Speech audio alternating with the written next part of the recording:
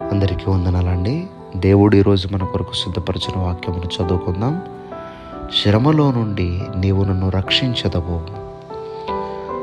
మానవ జీవితంలో కొన్నిసార్లు శ్రమలు మనకు వస్తాయి.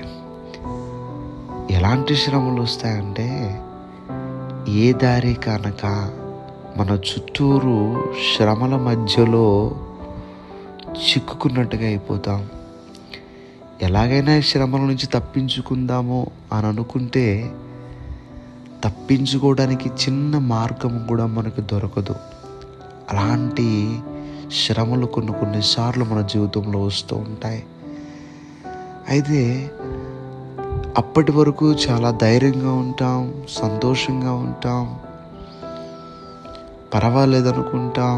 కానీ ఎప్పుడైతే ఈ శ్రమలు వచ్చాయో ఎక్కడా లేనటువంటి మానసికమైనటువంటి ధైర్యాన్ని కోల్పోయి రకరకాల ఆలోచనలు వచ్చి, ఏంటి నాకే ఎందుకు ఇలా జరుగుతుంది, ఇన్ని శ్రమలు నాకే ఎందుకు వస్తున్నాయి అని చెప్పి చాలా దుఃఖపడేటటువంటి పరిస్థితులు వస్తూ ఉంటాయి.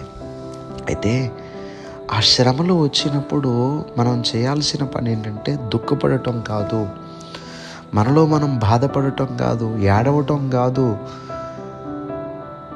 భక్తుడు అంటున్నాడు, తనకి శ్రమలు వచ్చినప్పుడు ఆయన ఎలా ఆలోచిస్తాడో మనకు చెప్తూ ఉన్నాడు. శ్రమలో నీవు నన్ను రక్షించదవు ప్రభువా, శ్రమలో నువ్వు నన్ను రక్షిస్తావు. ఎంత కాన్ఫిడెంట్గా మాట్లాడుతున్నాడో చూడండి. ఆయన ఎంత విశ్వాసంగా మాట్లాడుతున్నారో చూడండి.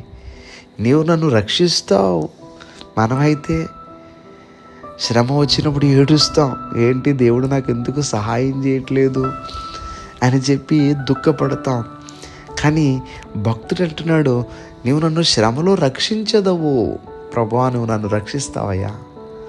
మానవ జీవితంలో శ్రమలు రాకుండా ఉండవు, కానీ వచ్చినప్పుడు దేవుడు తప్పకుండా శ్రమల నుండి మనల్ని రక్షిస్తారు. భక్తుడు అంటున్నాడు, ఆయన అనుభవపూర్వకంగా చెప్తున్నాడు, నీవు నన్ను రక్షించదవు. ఈ మాట మీరు చెప్పగలరా? నీవు ఏ శ్రమలో ఉన్నావో, ఉదయకాల సమయంలో దేవుని యొక్క వాక్యం ద్వారా దేవుడు నీతో మాట్లాడుతున్నారు. ఏ శ్రమలో నువ్వు ఉన్నావో ఆ శ్రమలో నా ప్రభు నన్ను రక్షిస్తారు అన్నటువంటి మాట చెప్పగలవా? ఎవరైతే విశ్వాసంగా ఈ మాట చెప్తారో దేవుడు వారిని తప్పకుండా రక్షిస్తారండి. ఈ శ్రమల నుండి మీకు విడుదల కలుగును గాక. ఆమేన్. దయచేసి ప్రార్థన చేసుకుందాం. సర్వాధికారైన దేవా, మీకు వందనములు. శ్రమలో మమ్మల్ని విడిచిపెట్టే దేవుడు కదయ్యా. శ్రమలో మీరు మమ్మల్ని రక్షించే దేవుడిని మేము కలిగి ఉన్నందుకు మేము ధన్యులము. కనుక ఎవరైతే శ్రమల్లో మేము ఉన్నామని తలుస్తున్నారో అట్టి వారందరినీ కూడా మీరు రక్షించమని ప్రార్థన చేస్తూ ఈరోజు నిబిడలకు తోడుగా ఉండి వారి పనులన్నింటిలో సహాయము చేసి వారి అవసరాలు తీర్చి మీరు ఎక్కల చాటున నిబిడలను భద్రపరచమని ప్రార్థన చేస్తూ మీ దైవాశీర్వాదములతో వారిని నింపి నిబిడలు చేపట్టుకుని మీరు నడిపించమని యేసుక్రీస్తు వారి యొక్క నామం పేరట అడిగి వేడుకుంటూ ఉన్నాం మా పరమ తండ్రి. ఆమేన్, ఆమేన్, ఆమేన్.